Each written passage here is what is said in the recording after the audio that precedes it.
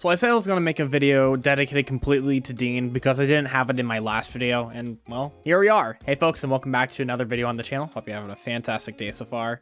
I really wanted to do some sort of weird deep dive into Deen, just trying to get some sort of an idea going for him, because he's really setting a precedence in terms of another sort of unit type that you can get free to play, because he's going to be the first Cavalier Dagger unit that we get for free, whereas the previous ones were all either colorless, red, and then just overall they were seasonal, except for like Merlinus, obviously. But you know, that's Merlinus, completely sort of different class type, or at least a completely different unit than what you're getting here. You're getting just a straight up offensive Cavalier Dagger for basically free, or heroic rails, however you want to put it. So quickly, just to deep dive into what he's really got going on here. His stats, I mean, are pretty... I mean, it's pretty much what you would expect at this point. I mean, if you really want to compare it to Fafnir, Fafnir has, like, barely, like, any res, but he has more of it in his attack and defense. Same exact speed stat as Deen here, but that's whatever. For Deen, though, having 36 and 39 is pretty nice, but what helps out a lot more is that he's also got himself a super boon in speed as well, getting him up to 43. So if you wanted to do that, or just say go neutral just to get the +1 stats because of, you know, neutral bonuses and that, you're getting 2 HP, 2 speed, and 1 attack, putting yourself up to what you can see here. And his base skills are kind of but it's not like you can't work with them either, because you've got ways to buff yourself and to debuff the enemies. So you've got swap and then the snag, which apply the defense and speed debuffs to... It applies like a menace, I'm pretty sure, right? I honestly haven't really used them as much, and I guess I could give it a shot, but I don't think that's really what I want to stick with. But then you can also buff yourself at the same time. And that can do some weird things, like you just being able to just do all this sort of stuff. But I think what really nails it home the most, because he's really just trying to be some weird debuffer. And you really see that especially when it comes to his perf, Bone Carver. I haven't put like any stats on because I just wanted to show like the regular +10 stats here, so you can see that quickly. And for the sake of it, the speed super boon as well on there. So Bone Carver is going to be giving you attack and speed +5 during combat if you're healthy, and as well after attacking you're dealing basically like a pain radius, so you're giving like 7 damage to that foe and then allies within 2 spaces. I would have said Savage Blow, but that doesn't technically count the foe you were attacking itself, but you get the idea. So one thing that I think people are probably going to do, especially on a more budget, and obviously you're not going to want to follow exactly what you've got here, but this is more just like, you know, premium in that regard. You're going to want to do some weird things to where you're basically giving like massive debuffs on the team. Like, I would not be surprised if I saw some people on a budget running triple Savage Blow, for example, just to give like 21 damage in terms of splash damage on foes within 2 spaces. That's reasonable, and it's pretty... It's kind of not gonna lie, especially on a Cavalier Dagger, but hey, you have the option to. But what I think would be a little bit more versatile is if you're going with other sort of smoke skills in the C slot.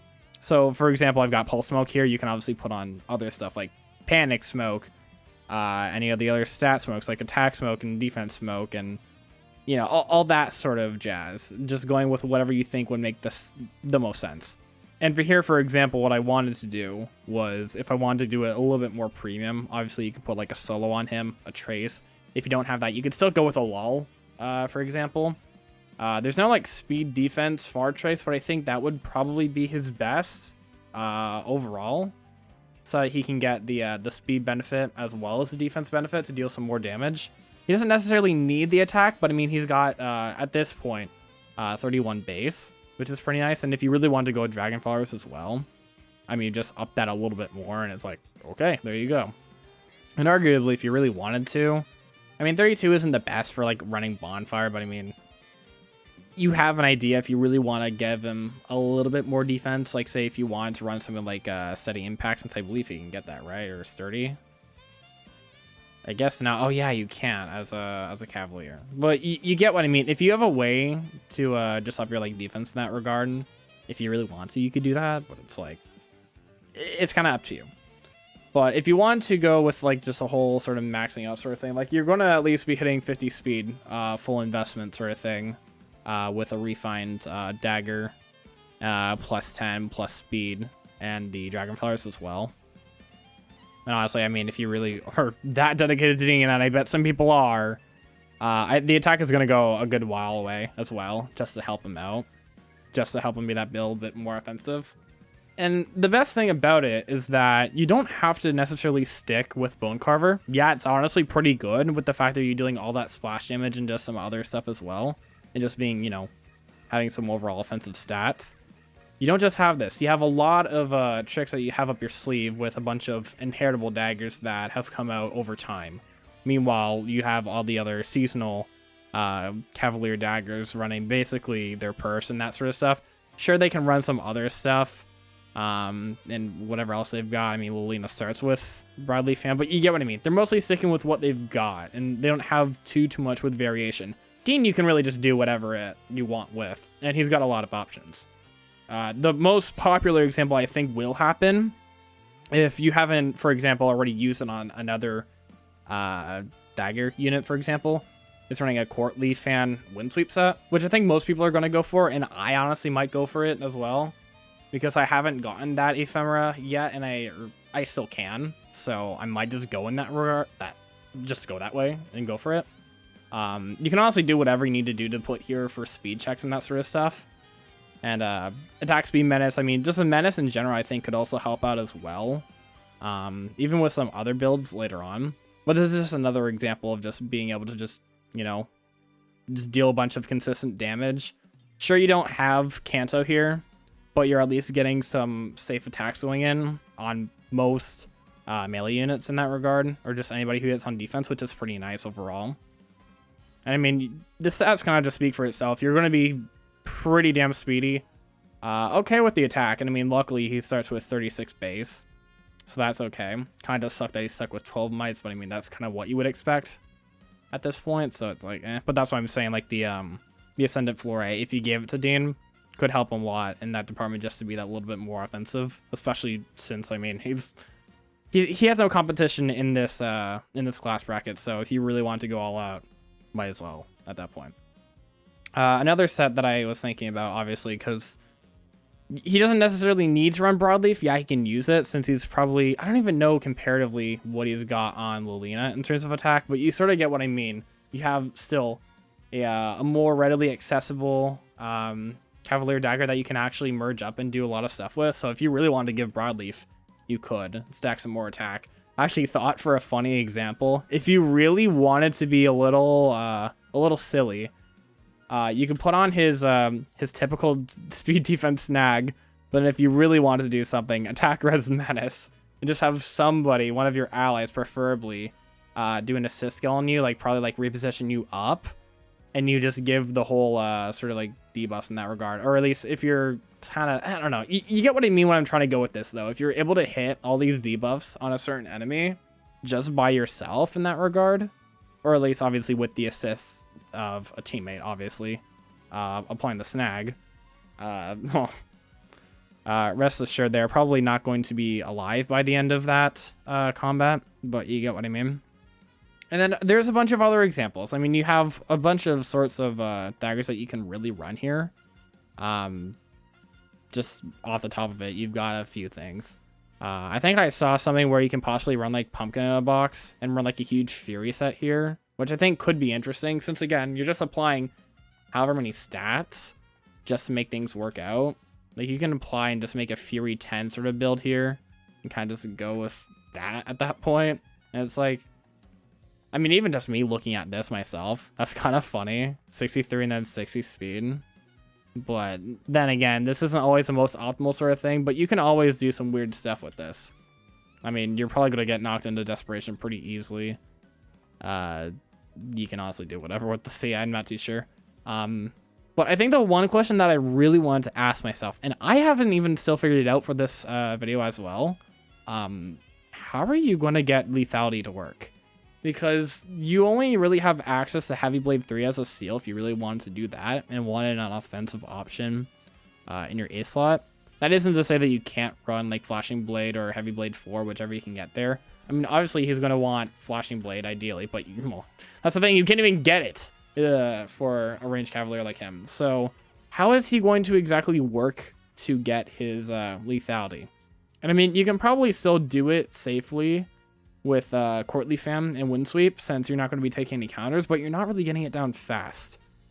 And I think really your only two options are Quick Dagger and whatever it's called from Bathcam, I forget.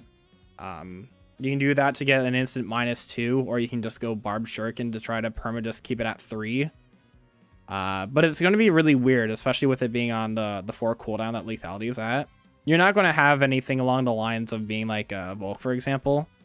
But you can set it up in that way to kind of act like Volk on your first combat, but it's like, besides that, you really don't have too many options in terms of being able to get it down a lot more consistently like you would with an infantry unit. But that's not to say it obviously can't work.